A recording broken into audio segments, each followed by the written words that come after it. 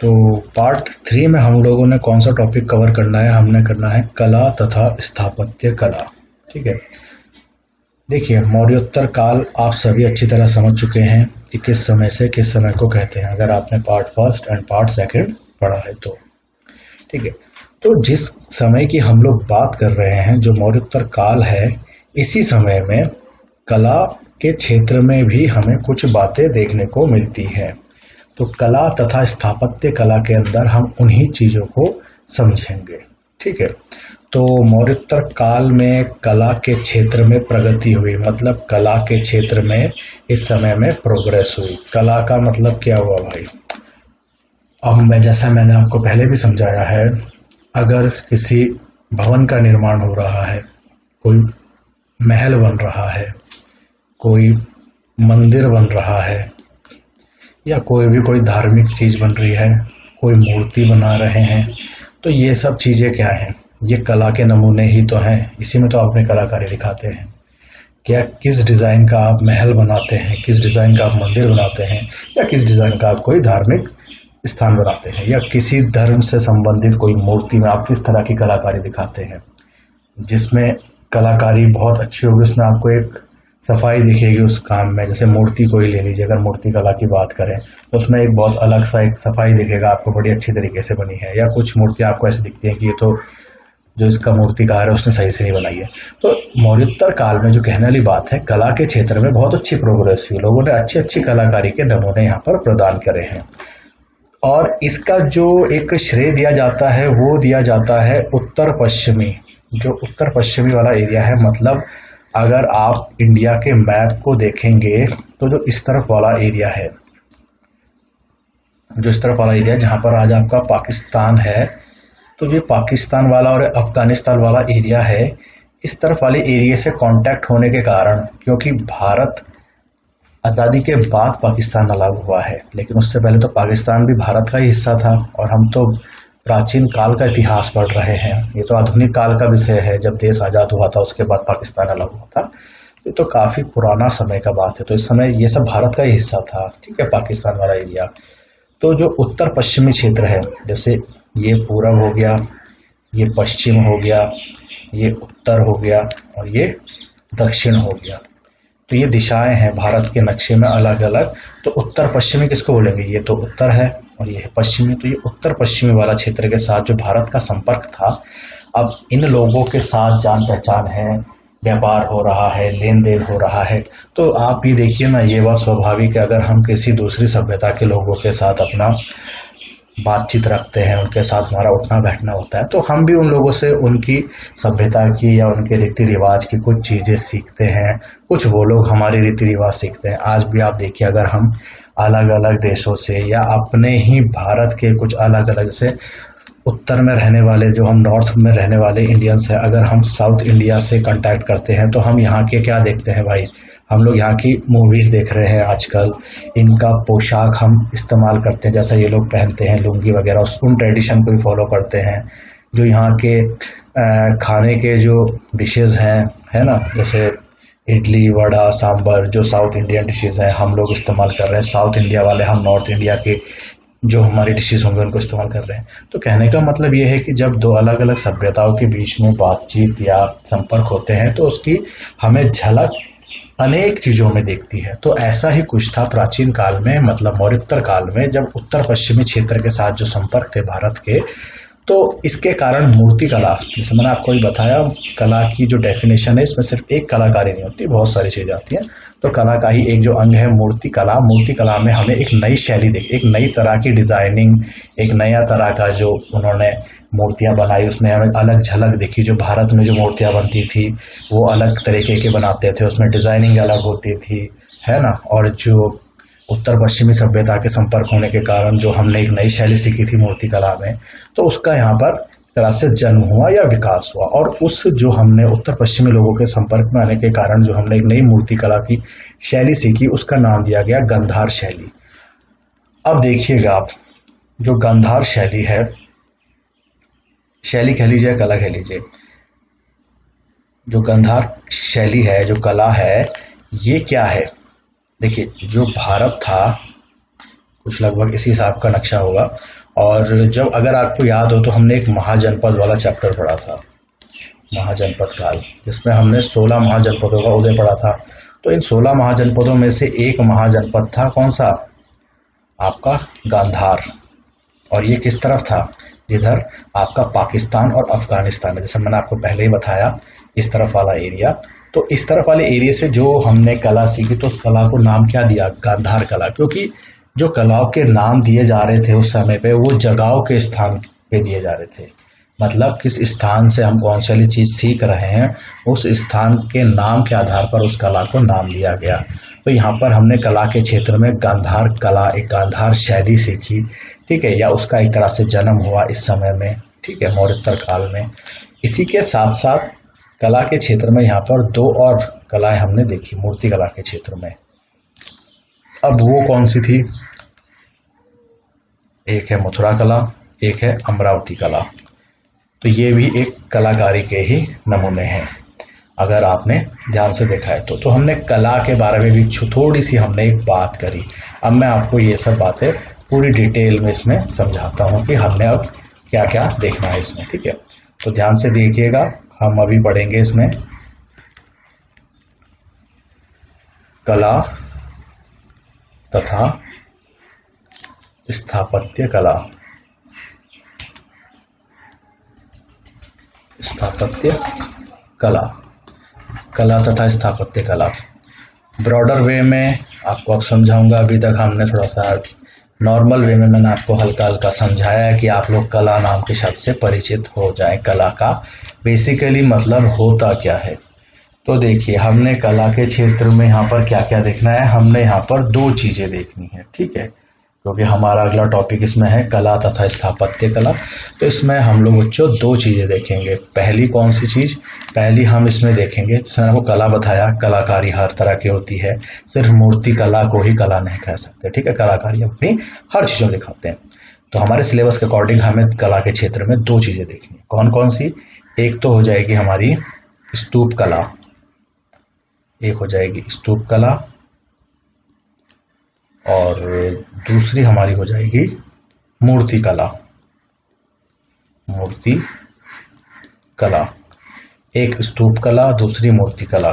भाई मूर्ति कला तो आप सभी समझ गए होंगे कि मूर्तियों को बनाने के जो अलग अलग डिजाइन है उसको हमने कला का नाम दे दिया। अब ये स्तूप कला क्या है, ये पूरा इसका चक्कर क्या है, स्तूप कला किसे कहेंगे, धीरे धीरे करके सारी बातें आप लोग अभी समझ जाएंगे। तो आइए हम लोग कला तथा स्थापत्य कला को पढ़ना शुरू करते हैं, और इसमें हम स्तूप कला को पहले देखते हैं, ठीक है। स्तूप कला, स्तूप कला। अब स्तूप का मतलब क्या हुआ, आप ये समझिए कि स्तूप किसे हैं। अगर इसका शाब्दिक अर्थ देखें, अगर इस शब्द का मतलब ही देखें, स्तूप शब्द का मतलब, तो इसका मतलब होता है ढेर, किसी चीज का ढेर।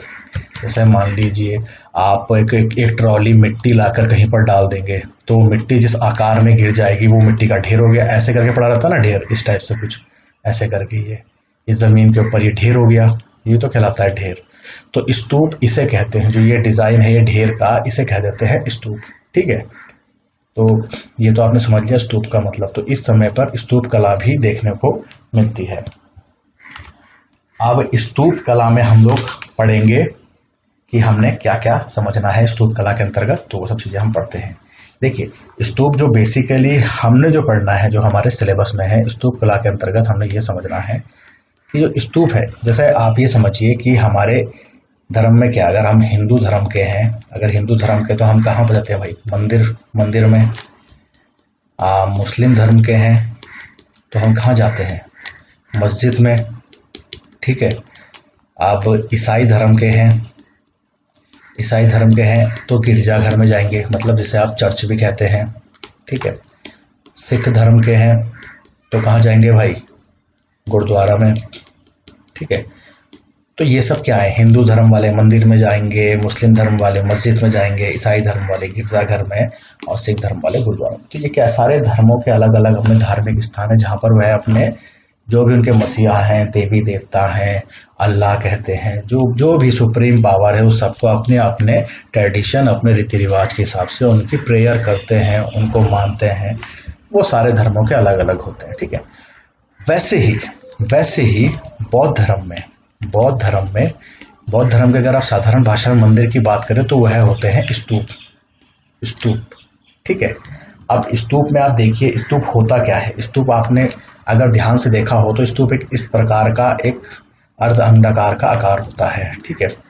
अब यहाँ पर क्या है कि इसके अंतर्गत अभी मैं आपको ब्रॉडर वे में ऐसी मोटे मोटे तौर पर समझा रहा हूँ, पूरा डिटेल में हम स्तूप को भी समझेंगे।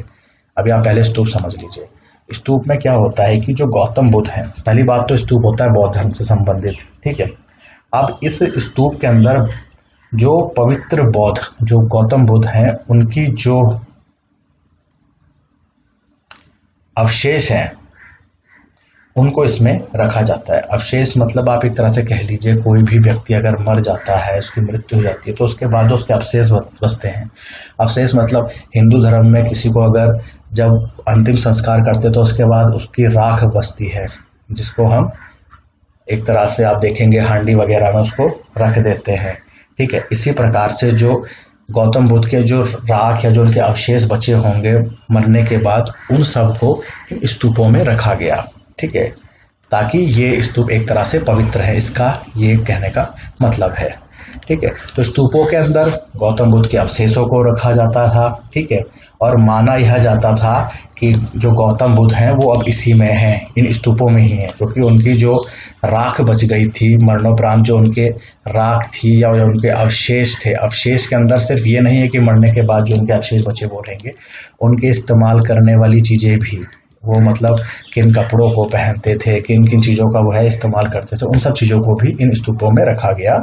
ठीक है। और ये माना जाने लगा कि बाद में से यही पवित्र स्थान है और यहीं पर आके बौद्ध भिक्षु जो लोग हैं वो लोग पूजा किया करते थे। ठीक है। प्रार्थना करते थे। ठीक है। एक तरह से आप ये समझिए। तो हम लोगों ने अभी क्या देखा, हमने अभी देखा कि स्तूप किसे कहते हैं, स्तूप के अंतर्गत क्या क्या चीज़ आती है, और एक रूपरेखा समझ ली कि भाई स्तूप बेसिकली है क्या, किस धर्म से संबंधित है। ठीक है। तो ये है स्तूप के बारे में। अब हम क्या पढ़ रहे हैं, हम पढ़ रहे हैं कला का स्तूप से क्या लेना देना। तो स्तूप कला में हम ये समझेंगे कि स्तूप, जैसा मैंने आपको एक हल्का सा डायग्राम दिखाया, तो ये स्तूप का पूरा डायग्राम का हम व्याख्यान करेंगे कि भाई किस तरह से इसमें कौन कौन सी चीज़ें होती हैं इस स्तूप में, किस चीज़ का क्या महत्व है ना। तो आप अब आगे बढ़िए और इसमें देखते हैं हम।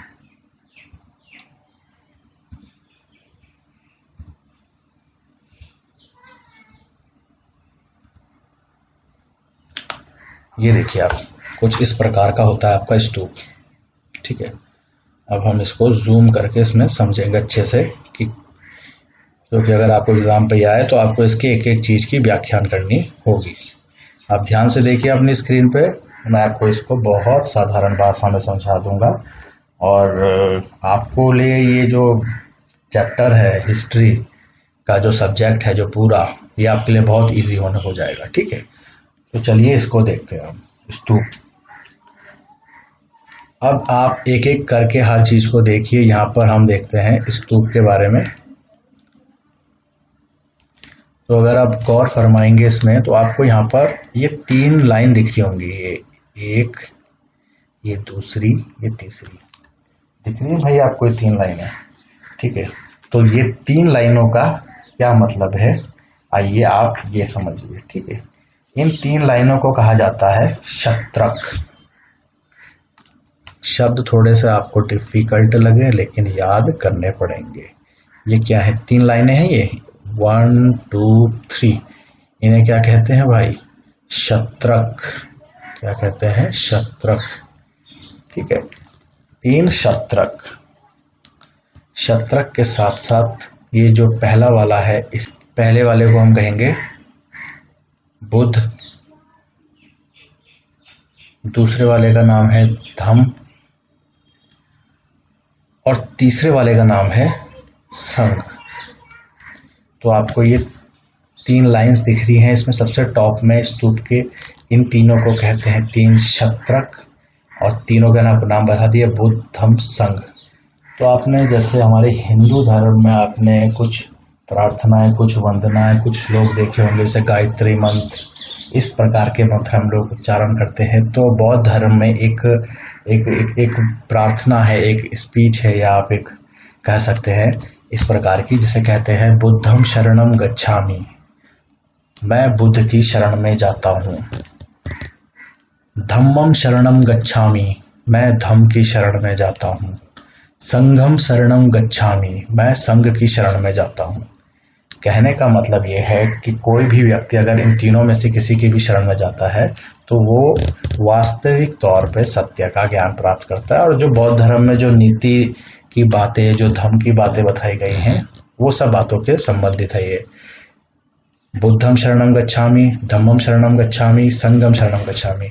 मैं बुद्ध की शरण में जाता हूँ, मैं धम्म की शरण में। धम्म मतलब जो गौतम बुद्ध ने जो अपनी टीचिंग्स दी हैं, जो उन्होंने अपने प्रिंसिपल्स बताए हैं जीवन से संबंधित, किन किन बातों को मानना चाहिए, उन सब बातों को अगर आप मानते हैं तो वही धम्म है। संघ मतलब जैसे जो बौद्ध भिक्षुओं के जो संघ होते हैं, जो मठ होते हैं, आप उनकी बातों को सुनते हैं, उनके प्रवचनों को सुनते हैं, आप उनकी शरण में जाते हैं, तो उस बात को भी धम्म से संबंधित करा गया है।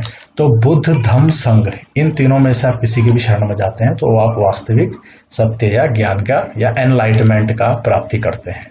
तो ये तीन उसी के प्रतीक हैं, तीन छत्रक, बुद्ध, धम्म, संघ। ठीक है, आपको ये समझ में आ गया होगा। और जो आपको स्टिक दिख रही है, ये इस स्टिक को क्या कहते हैं? इस स्टिक को कहते हैं यष्टि। इसको कहते हैं यष्टि। और माना जाता है कि गौतम बुद्ध इसी में निवास करते हैं। ठीक है, गौतम बुद्ध यही हैं, एक तरह से आप ये भी कह सकते हैं। जो स्टिक है ये लंबी सी, ये यष्टि के नाम से जानी जाती है। ठीक है, अब आप इसमें थोड़ा सा और नीचे देखें तो आपको एक बॉक्स दिख रहा होगा। ये मैं इसको अलग कलर से हाईलाइट करता हूं ताकि आपको समझने में आसानी हो। ये देखिए, मैंने येलो कलर से इसको हाईलाइट करा है। ये जो आप बॉक्स देख रहे हैं, ये वाला, ये बॉक्स, इस बॉक्स को क्या कहते हैं? इस बॉक्स को कहते हैं हरनिका। क्या कहते हैं भाई इस बॉक्स को? इस बॉक्स को कहेंगे आप हरनिका,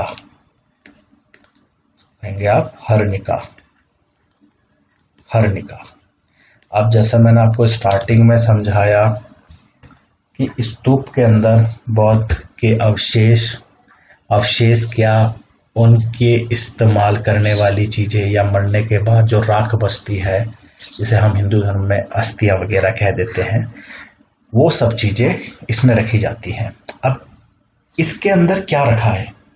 या आपने उनकी राख रखी है बौद्ध की, या उनके इस्तेमाल करने की चीज रखी है, या आपने ये बॉक्स खाली छोड़ा है, तो ये स्तूप के प्रकार भी होते हैं। अब वो आपको इसमें आपकी क्लास के लिए तो बहुत बड़ा टॉपिक हो जाएगा और आपके सिलेबस में भी नहीं है। ये हायर क्लास का टॉपिक है, ग्रेजुएशन और पोस्ट ग्रेजुएशन लेवल का, तो मैं आपको थोड़ी सी जानकारी दे रहा हूँ। तो ये हरनिका के आधार पर, कि इस हरनिका के अंदर क्या रखा हुआ है, उस आधार पर स्तूप का नाम दिया जाता है। और स्तूप के प्रकार भी होते हैं। ठीक है, तो स्तूप के प्रकार होते हैं, वो प्रकार इसी पे निर्भर करते हैं कि इसके अंदर रखा क्या है। ठीक है, तो आप ये बात ध्यान रखिएगा कि आपको सिर्फ इतना रखना है कि हरनिका होती है। ठीक है, हरनिका के अंदर बौद्ध अवशेष रखे जाते हैं। ठीक है, ठीक है, बात इतना समझ में आ रहा है आपको? तो ये हरनिका हो गया। ठीक है, अब हरनिका के बाद ये जो है, ये ढेर, ये जो आप ये ढेर देख रहे हैं, ये ढेर, अब ये ढेर किसके ऊपर बना हुआ है? ठीक है, ये जो ढेर है, ये ढेर किसके ऊपर बना गया है? स्टार्टिंग में बना होगा तो इसके नीचे जो इसकी एक फाउंडेशन होगी, जो एक बेसिक जमीन से उठ के जो एक, जिसे आप बुनियाद कहते हैं, उस तरह की जो चीज होगी, उसको क्या बोलते हैं? उसको बोलते हैं मेधी। मेधी कहते हैं, मेधी। ये ध्यान रखिएगा, ये सब बातें आपको याद रखनी है जो मैं बता रहा हूँ। एक ये शत्रक, यष्टि, हरनिका, मेधी। एग्जाम में अगर इन सब बातों को लिखेंगे तो क्वेश्चन के full out of full marks आपके मिलेंगे। ठीक है, तो ये जो ये आपका मैंने बताया आपको, स्तूप बना हुआ है, स्तूप बनता है मेधी के ऊपर। ठीक है, मेधी के ऊपर ये बनता है। क्लियर बात? ठीक है भाई साहब, मेधी के ऊपर ये बनता है। और आप अगर ये देख रहे होंगे तो आपको ये दिख रहा होगा, ये एक दिख रही है हल्की सी फेंसिंग जैसे बाउंड्री वॉल टाइप के अंदर से ये यहाँ से स्टार्ट हो रही है, ये इस टाइप की। तो ये जो बाउंड्री वॉल है, इसमें इसके अंतर्गत ये है परिक्रमा पथ, मतलब चलने का रास्ता है थोड़ा सा। ये क्या है? परिक्रमा पथ। अब परिक्रमा पथ क्या हुआ? अगर आप हिंदू धर्म से संबंधित हैं तो आपको मालूम होगा कि जब हम किसी मंदिर में जाते हैं तो हम उस मंदिर के चारों ओर परिक्रमा भी करते हैं प्रसाद लेकर, या जो भी धार्मिक क्रिया है उस मंदिर से संबंधित हम मंदिर के चारों ओर नंगे पांव कुछ चक्करों लगाते हैं। ठीक है, तो पंडित जी लोग बोलते हैं कि भाई इसके चक्कर लगाओ, फिर अंदर आओ, फिर प्रसाद चढ़ाओ, है ना। तो परिक्रमा उसी को कहते हैं जो हम मंदिर के चारों ओर घूमते हैं। जैसे फेरे लिए जाते हैं ना शादी में, वैसे ही एक परिक्रमा पथ होता है और इसे प्रदक्षिणा पथ भी कहते हैं। आप परिक्रमा लिख दीजिए या प्रदक्षिणा पथ। ठीक है, प्रदक्षिणा पथ। तो ये प्रदक्षिणा पथ होता है। ठीक है, ये आपको मालूम होना चाहिए। ठीक है, प्रदक्षिणा पथ होता है और इसके चारों ओर जो बाउंड्री है, अब हम मेन बाउंड्री पर जाते हैं। जो ये बाहर की जो बाउंड्री वॉल है ये वाली, इसे मैं अलग कलर से हाईलाइट करता हूँ।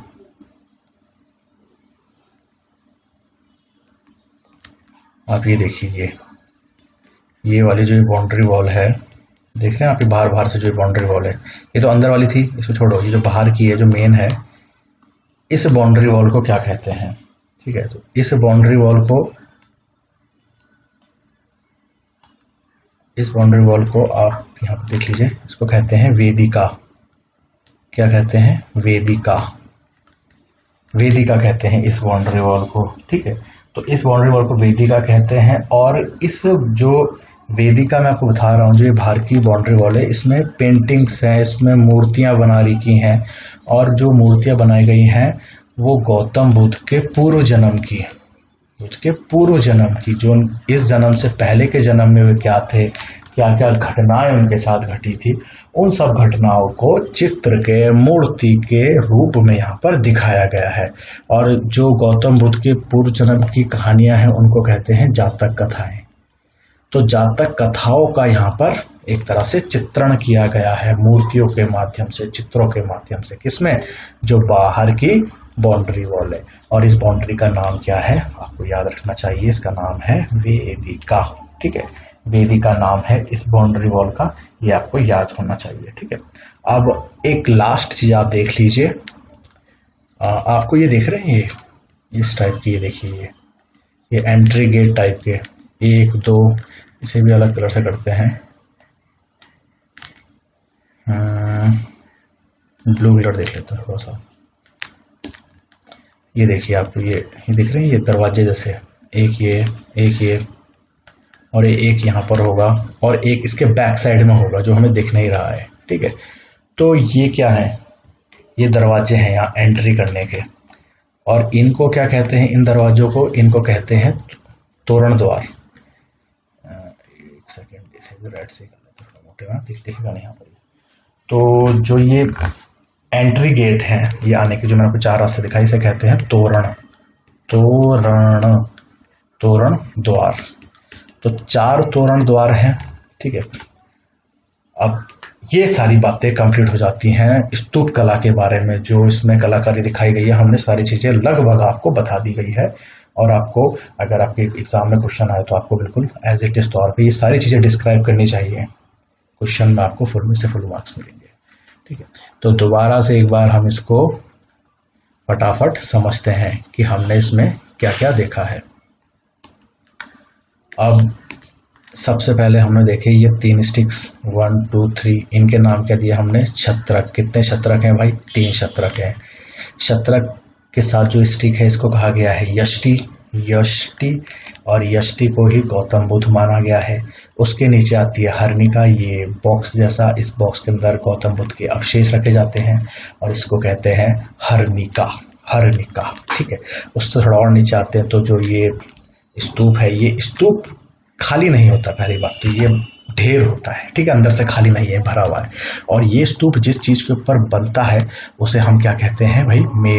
मेधी, उसे कहते हैं हम मेधी। ठीक है, अब मेधी के बगल में जो ये रास्ता है, ये जो चलने का है, इधर को, फिर यहाँ से पीछे से घूम के फिर इस तरफ से परिक्रमा करते हैं जो हम, तो उसे कहते हैं परिक्रमा पथ या प्रदक्षिणा पथ। ठीक है, ये हो गया। अच्छा, उसके बाद हमने क्या देखी, उसके बाद हमने देखी जो बाहर की बाउंड्री वॉल है उसे क्या कहा जाते हैं, वेदिका। वेदिका बाहर की बाउंड्री वॉल जो मेन है। और इस बाउंड्री वॉल पे गौतम बुद्ध के पूर्व जन्म, मतलब गौतम बुद्ध होने से पहले जो उनका पहले के जन्म होंगे उन जन्मों की जो कहानियां हैं उन सब कहानियों को यहाँ पर मूर्तियां चित्रों के माध्यम से इन दीवारों में दर्शाया गया है। और जो गौतम बुद्ध के पूर्व की कहानियां उनको कहते हैं जातक, और इस बाउंड्री वॉल को कहते हैं वेदिका। वेदिका, ठीक है, रखना वेदिका। और लास्ट चीज इसमें बच जाती है जो ये गेट है। ये गेट बच्चों आपको याद रखने हैं कि ये गेट क्या है, इन चारों गेटों को क्या कहते हैं हम लोग, तोरण द्वार। लिखा भी था कहीं पर, हाँ ये देखिए आप, अगर यहाँ पर ये है, ये तोरण द्वार, ये 4 तोरण द्वार हैं जो एंट्री गेट है। तो इस हिसाब से लगभग आपने ये सब चीजें इसकी गौतम बुद्ध के जो हमने आपको बताया जो स्तूप है उनके उससे संबंधित, धर्म से संबंधित एक तरह से जैसे धार्मिक स्थान माना जाता है। जैसे मैंने आपको बताया हिंदी धर्म में हम लोग मंदिर मानते हैं, मुस्लिम धर्म में मस्जिद, और भी मैंने आपको एग्जांपल दिया, उस हिसाब से ये भी उनका एक धार्मिक मंदिर ही समझिए, है ना, बौद्ध धर्म वाले लोगों का। तो ये है पूरी बातें इससे संबंधित। अब आप 2-4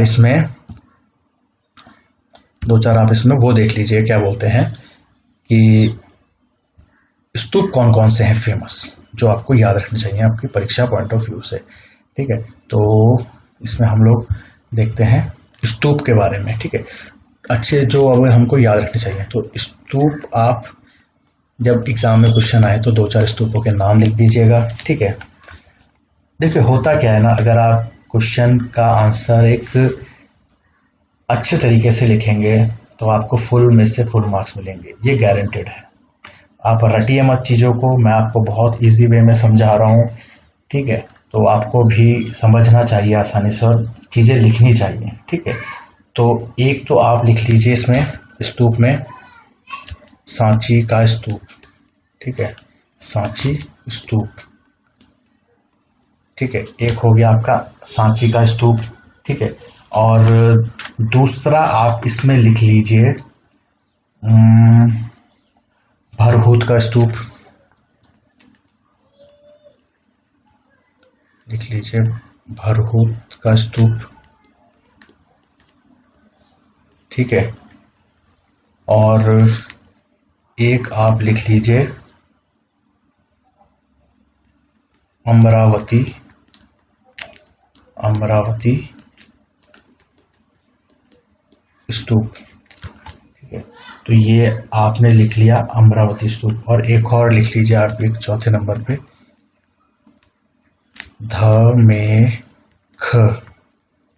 धमेख स्तूप, ठीक है। तो ये सब कुछ स्तूप हैं जो आपको पता होने चाहिए इनके नाम, ठीक है। तो ये 4 स्तूप हैं जो आपको अगर एग्जाम में अगर आपको लिखने को आए तो आपको ये पता होने चाहिए।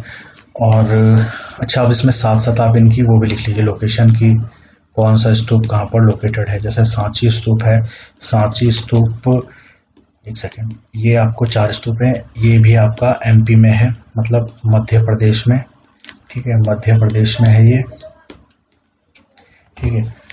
अब आपका भरहुत स्तूप आता है, ये भी आपका एमपी में ही है, मतलब मध्य प्रदेश में है, ये भी आपका, ठीक है।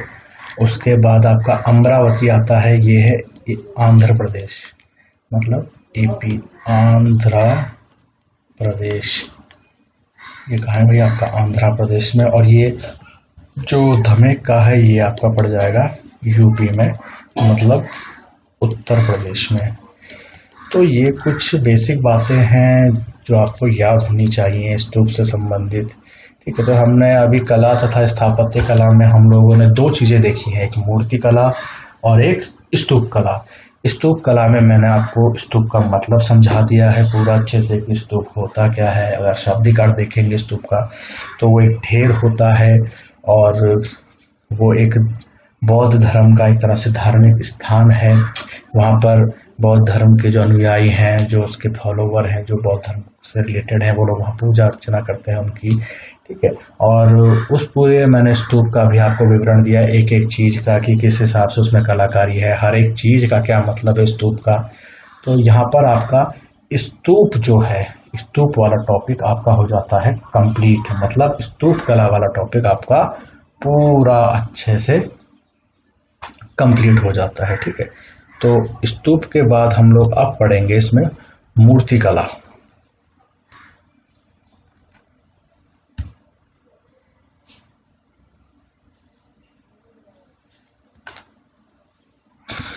अब हम मूर्ति कला पढ़ेंगे।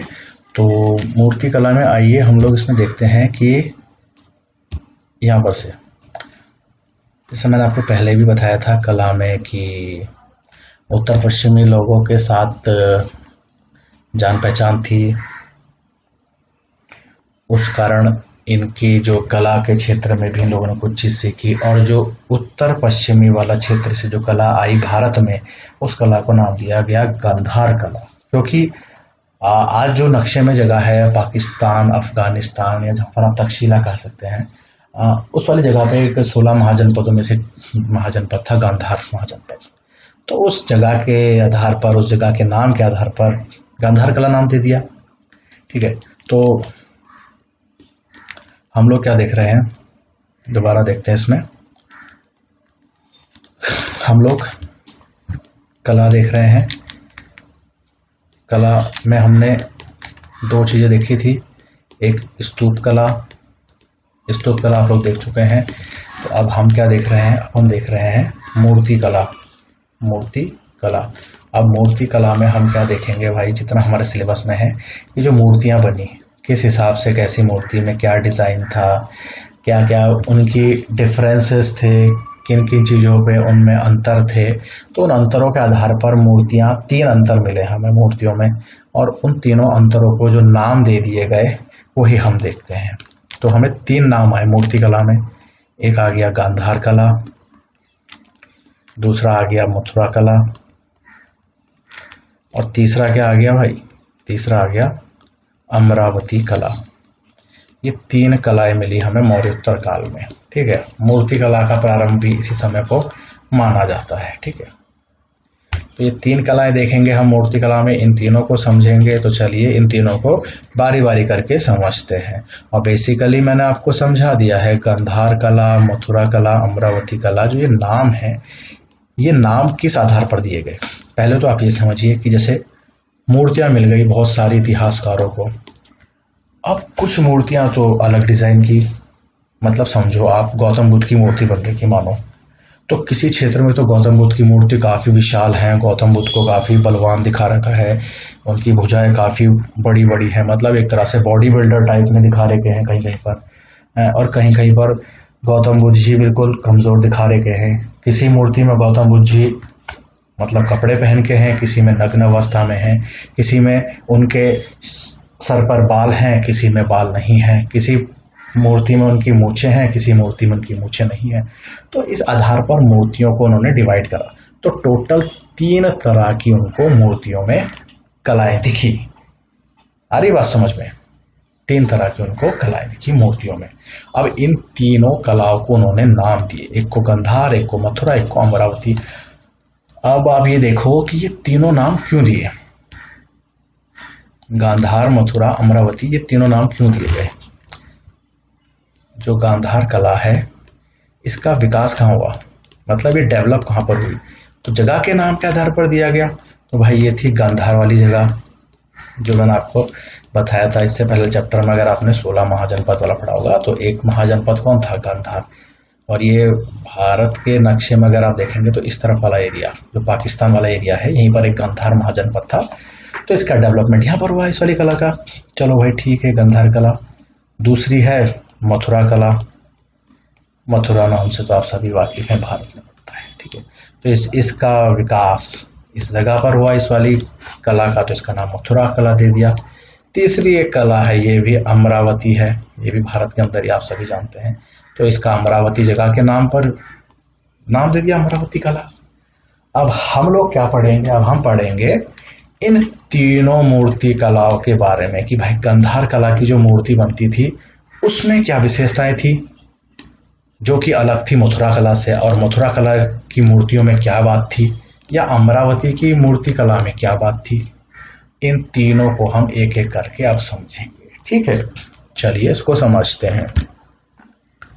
गांधार कला। गांधार कला में केवल बुद्ध की मूर्तियां हैं। गांधार कला में केवल बुद्ध की मूर्तियां हैं। आप ध्यान रखिएगा, ये हम मौर्योत्तर काल में कला तथा स्थापत्य कला पढ़ रहे हैं। ठीक है, तो गांधार कला में सिर्फ गौतम बुद्ध की मूर्ति है। ये बात ध्यान रखने वाली है, आपको पॉइंट वाइज ऐसे ही नोट करना और आपको पहले समझना भी है। ठीक है, तो जो गांधार कला की मूर्तियां मिली हैं वो सिर्फ, या जो गांधार कला की जो हमें एक कलाकारी दिखी है वो सिर्फ बुद्ध की मूर्तियों में दिखी है। इन मूर्तियों की क्या विशेषता है भाई? शरीर की बलिष्ठता, मतलब बलवान, जिसे आप कहते हैं बॉडी बिल्डर टाइप, मतलब भव्य आकार, जैसे पहलवान लोग होते हैं उस तरह के शरीर का इन्होंने एक तरह से कलाकारी दिखाया है मूर्ति में, काफी विशाल मूर्ति बनाई है। ठीक है, और बुद्ध के कर्ली हेयर्स, घुंघरैलू बाल बनाए हैं और मूछें बनाई हैं। ये पॉइंट आपको याद रखने हैं जिससे संबंधित हैं। गांधार कला में जो गौतम बुद्ध की मूर्ति है उनमें उनके घुंघरैलू बाल हैं, सर पर जो बाल हैं वो घुंघरैलू बाल हैं।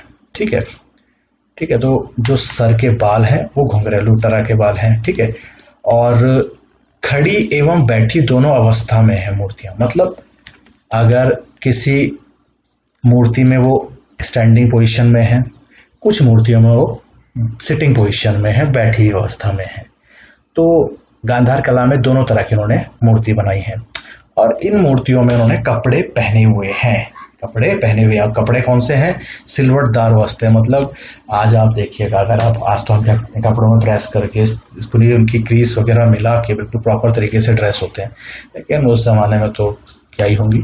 तो सिलवटदार वस्त्र पहन रखे उन्होंने इनकी गांधार कला वाली मूर्तियों में। ठीक है, सिर के पीछे प्रभा मंडल, जो सर होता है, सर के पीछे एक ऐसा गोल चक्र होता है। आपने देखा होगा, अगर आप भगवानों से रिलेटेड जो नाटक आते हैं टीवी पे, आप देखे होंगे कभी देवी देवता लोग आते हैं तो उनके सर के पीछे एक चांद की आकृति का गोल गोल चक्र घूमता रहता है, तो ये प्रभामंडल कहलाता है। तो इनकी मूर्तियों में गौतम बुद्ध जी के सर के पीछे प्रभामंडल दिखाया गया है। ठीक है, तो प्रभामंडल दिखाया गया है और योग अवस्था में जैसे बैठे रहते हैं लोग योग करने में, वो अवस्था है, या ध्यान की मुद्राएं हैं। ठीक है, और एक और बात जो हमने इसमें पढ़ी, ये हम पहले पढ़ चुके हैं कि विकसित होने का क्षेत्र जो है गांधार, यूनान, रोम, प्रभात, यूनानी, इंडियन, मतलब उत्तर पश्चिमी, जैसे मैंने आपको बताया कि जो भारत के नक्शे में इस तरफ वाले लोगों से इनके कांटेक्ट थे उत्तर पश्चिमी, तो यूनानी इंडियन कला भी इसको कहते हैं, ग्रीको इंडियन कला भी कहते हैं। तो गांधार कला में आपने मुख्य तौर पर ये सब बातें आपको याद रखनी चाहिए। ठीक है, जो हमने बता दिया कि इसमें केवल बुद्ध की मूर्ति बनती है, शरीर के बलवान बलिष्ठता पर ध्यान दिया गया है, बुद्ध जी के घुंघरालू बाल हैं, मूछें हैं बनाई गई, खड़ी और बैठी दोनों कंडीशन में है, सिलवटदार उन्होंने कपड़े पहने हैं, सिर के पीछे प्रभामंडल है, योग अवस्था में और ध्यान मुद्रा में है। और इस कला का विकसित होने का केंद्र जो रहा है गांधार रहा है। गांधार कौन सा आज का क्षेत्र भाई? तक्षशिला, पाकिस्तान, अफगानिस्तान वाला क्षेत्र। ठीक है, अब दूसरी कला पे आते हैं, मतलब जो कुछ और मूर्तियां मिली होंगी, तो वो है मथुरा कला। मथुरा कला, मथुरा कला आप सभी को मालूम है कि मथुरा भारत में पड़ता है, तो इसका जो मथुरा है ये मथुरा केंद्र रहा है इसके विकसित होने का, जो कि वाराणसी में पड़ता है हमारा, तो मथुरा इसका मुख्य केंद्र रहा है। तो आपको याद रखना चाहिए ये मथुरा कला वहां संबंधित है।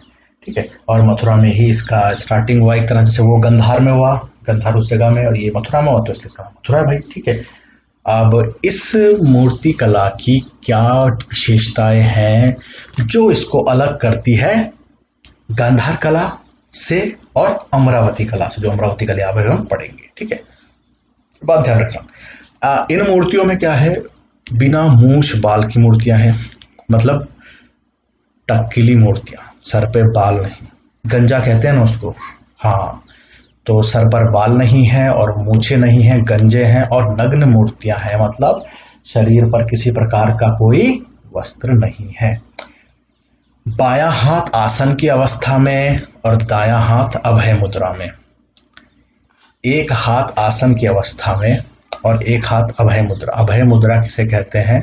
जैसे ऐसे आपका हैंड हो गया और आप किसी को आशीर्वाद दे रहे हैं, इस तरह से, जैसे हम बोलते हैं तथास्तु, ऐसे करके हाथ बनाते हैं, तो उस तरह का एक हाथ उस पोजीशन पे है जिसे आप कहते हैं अभय मुद्रा। अभय मुद्रा किसी को आशीर्वाद देने का जो पोजीशन होता है, जैसे मैंने आपको यहाँ पर एक चित्र करके दिखाया है थोड़ा सा, तो ये अभय मुद्रा का हाथ है, इस तरीके का ऐसा हाथ करके, और दूसरा हाथ यहाँ पर ऐसे योग की अवस्था में है। ठीक है, जैसे हाथ को हम बांध के अपने पेट के आगे रखते हैं जब योग वगैरह करते हैं। तो एक हाथ तो अभय मुद्रा में है, दूसरा आसन की अवस्था में है। वैसे तो नग्न मूर्तियां हैं, लेकिन कुछ एक मूर्तियों में अगर कुछ है तो दाहिने कंधे में इस तरफ से ऐसे एक कपड़ा रखा हुआ है, सिर्फ ऐसे करके। ठीक है, तो वस्त्र दाहिने कंधे पर रखा हुआ है।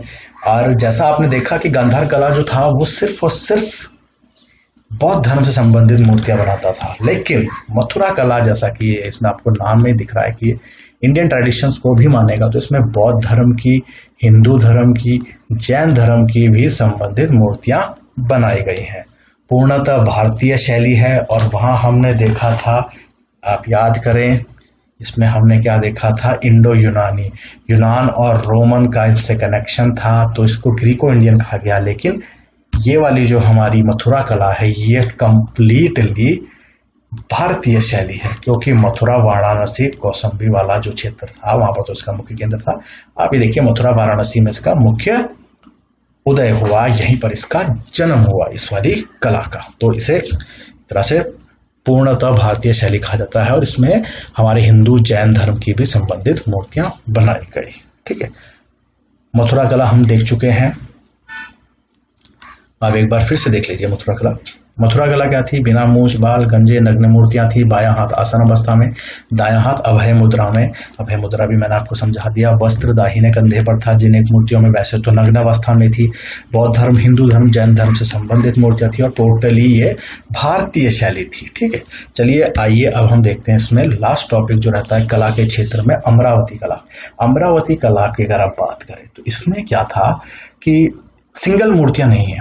जैसे यहाँ पर तो हम देख रहे हैं भाई, एक मूर्ति बनी है बौद्ध जी की, किसी में उनके सर पे बाल हैं, किसी में नहीं है, किसी में कपड़े पहने हैं नहीं पहने, तो हमने उसको डिफ्रेंशिएट कर दिया, सिंगल सिंगल मूर्तियां थी। लेकिन अमरावती कला जो है ये बेसिकली बिलोंग करती है ग्रुप फोटोज को, मतलब एक साथ कई मूर्तियां बना रखी हैं एक साथ। ठीक है, तो यहाँ पर क्या देखना है आपको, एकल मूर्ति पर आधारित नहीं है, सिंगल कोई मूर्ति नहीं है, ऐसा करके 5-6 मूर्तियां बना रखी हैं या 7-8, इन सब के बीच में कनेक्शन है। ठीक है, तो अधिकांश और जो ये मूर्तियां हैं ये बौद्ध धर्म की हैं और जातक कथाओं पर आधारित है। अब जातक कथाएं क्या होती हैं आपको याद होना चाहिए। मैंने थोड़ी देर पहले आपको समझाया था, स्तूप कला में जो मेन गेट है वहां पर गौतम बुद्ध के इस जन्म से पहले के जन्म की जो कहानियां हैं वो चित्र और मूर्ति के आधार पर समझाई गई हैं। तो गौतम बुद्ध के जो पूर्व जन्म की कहानी है उन कहानियों को कहा जाता है जातक कथाएं। ठीक है, तो उन जातक कथाओं का वर्णन है अमरावती कला में मूर्तियों के आधार से। ठीक है, और इन कलाओं में भी गौतम बुद्ध के आदेश हैं, टीचिंग्स हैं जो वो समझा रहे हैं, आदेश है, संदेश है, तो इन मूर्तियों के माध्यम से वो समझा जा रहे हैं। दक्षिण भारत के आंध्र प्रदेश के अमरावती, जैसा पहले भी आपको बताया था कि इस कला का जो ये कलाओं के नाम है ये इनके प्लेस के आधार पर रखे गए हैं, किस किस प्लेस पे इन्होंने डेवलपमेंट हुआ, कहाँ कहाँ ये पैदा हुई, एक तरह से आप कह सकते हैं साधारण भाषा में। तो भारत का जो दक्षिण वाला क्षेत्र है आंध्र प्रदेश, वहाँ का एक अमरावती नाम की जगह में इस जगह का विकास हुआ, तो इसीलिए इस कला का नाम क्या दे दिया भाई, अमरावती कला। ये भी टोटली भारतीय शैली है और सातवाहन काल में विकसित। अच्छा, एक बात इन सब में रह गई, मैं आपको थोड़ा सा समझा देता हूँ। पहला इसको देख लीजिए, अमरावती कला आप फिर से डिवाइस कीजिए कि एकल मूर्ति पर आधारित नहीं है, अधिकांश बौद्ध धर्म की है। एकल मतलब एक मूर्ति नहीं है, ग्रुप फोटोज हैं। ठीक है, और जातक कथाओं का वर्णन इसमें मिलता है, और गौतम बुद्ध के टीचिंग्स जो उनका संदेश है उनको मूर्तियों के माध्यम से समझाया गया है। दक्षिण भारत के आंध्र प्रदेश के अमरावती वाले स्थान में इसका विकास हुआ, इसलिए इस कला का नाम अमरावती कला रखा गया। पूर्णतः भारतीय शैली है और सातवाहन काल में यह विकास हुआ इस मूर्ति का। तो ये आप देख चुके हैं। अब मैं आपको इसी में कुछ जो बेसिक बात रह गई थी कुछ, वो आपको थोड़ा सा यहाँ पर समझा देता हूँ ताकि आपको भी इसमें डिफिकल्टी ना हो। आपने जैसे ये तीनों कलाएं तो आप समझ चुके हैं, तो आप इसमें एक दो चीज़ें और ऐड कर लें। वो क्या है देखिए,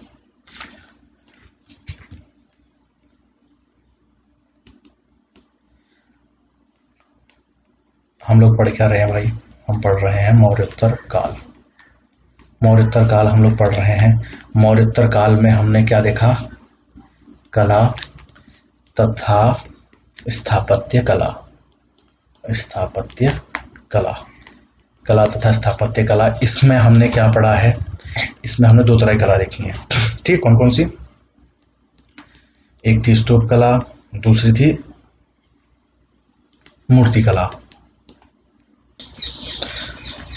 तो कला तथा स्थापत्य कला में हमने 2 चीज़ देखी, एक स्तूप कला, एक मूर्ति कला। स्तूप कला में मैंने आपको स्तूप का पूरा डिटेल दिखाया कि स्तूप का मतलब क्या होता है, और स्तूप का जितने भी कैरेक्टरिस्टिक थी, विशेषताएं थी जो उस कला से संबंधित, एक एक चीज़ मैंने आपको समझा दी। मूर्ति कला में आपने देख लिया कि कलाकारी जिस जिस स्थान पर पनपी, पैदा हुई, विकसित हुई, कुछ भी कह लीजिए, उस आधार पर 3 तरह की मूर्ति कला देखी गई मौर्योत्तर काल में। पहले का नाम क्या दिया गया? गांधार कला। दूसरे का नाम क्या दिया हमने? मथुरा कला। तीसरे का नाम हमने क्या दिया? अमरावती कला। तीनों कलाओं की विशेषताएं आप लोग देख चुके हैं। एक एक पॉइंट सब में आपको याद रखना है कि गांधार कला और मथुरा कला ये कुषाण शासन के समय पे विकसित हुई, जब कुषाण शासन था।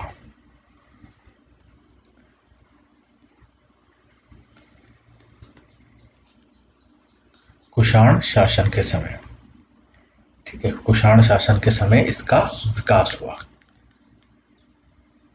ठीक है, किंतु जो अमरावती कला है इसका जो विकास हुआ वो हुआ आपका सातवाहन वंश के समय, सातवाहन शासन के समय। तो बस ये एक छोटी सी बात थी जो रह गई थी तीनों कलाओं से संबंधित। और अगर आपको डिफ्रेंशिएट करने को आए या इसके बारे में टिप्पणी करने को आए परीक्षा में कि भाई गांधार कला, मथुरा कला और अमरावती कला में अंतर बताइए या इसको एक्सप्लेन कीजिए, वर्णन कीजिए, तो मुझे लगता है कि आप सभी के आप टोटली फुल में से फुल मार्क्स आने चाहिए, क्योंकि मैंने पूरी ईमानदारी के साथ आप लोगों को ये चैप्टर का जो ज़्यादा टॉपिक है ये भी मैंने आपको समझाया है बाकी टॉपिक्स की तरह। तो आप भी इसको ध्यान से देखें, और अगर आपको जो भी पॉइंट्स हैं आपने पूरा अच्छे से बनाए हैं तो निश्चित तौर पर आपको परीक्षा में पास होने से, पास तो बहुत छोटी चीज़ होती है, आप बहुत अच्छे मार्क्स के साथ आप अपनी परीक्षाएं पास करेंगे। तो आप लोग से मेरी उम्मीद है कि आप लोग अच्छे से पढ़ रहे होंगे और आपको बातें मेरी समझ में आ रही होगी। और अगर आपको हमारे द्वारा किया गया यह कार्य, वीडियो जो बनाते हैं आपको अच्छे लगते हैं, तो आप निश्चित तौर पर अपना प्रेम हमारे साथ दिखाएं और वीडियोस को आप लाइक करें, और आपके मन में कोई सवाल होता है तो नीचे कमेंट्स करें। चैनल में आप चाहते हैं कि हम इस तरह से कंटेंट आपको देते रहें, हमारे द्वारा किया गया कार्य आपको अच्छा लगता है, तो आप चैनल को सब्सक्राइब करें। हम निश्चित तौर पर इसी तरीके से पूरी सफाई के साथ, पूरी ईमानदारी के साथ आपको कंटेंट प्रोवाइड करते रहेंगे। Thank you everyone.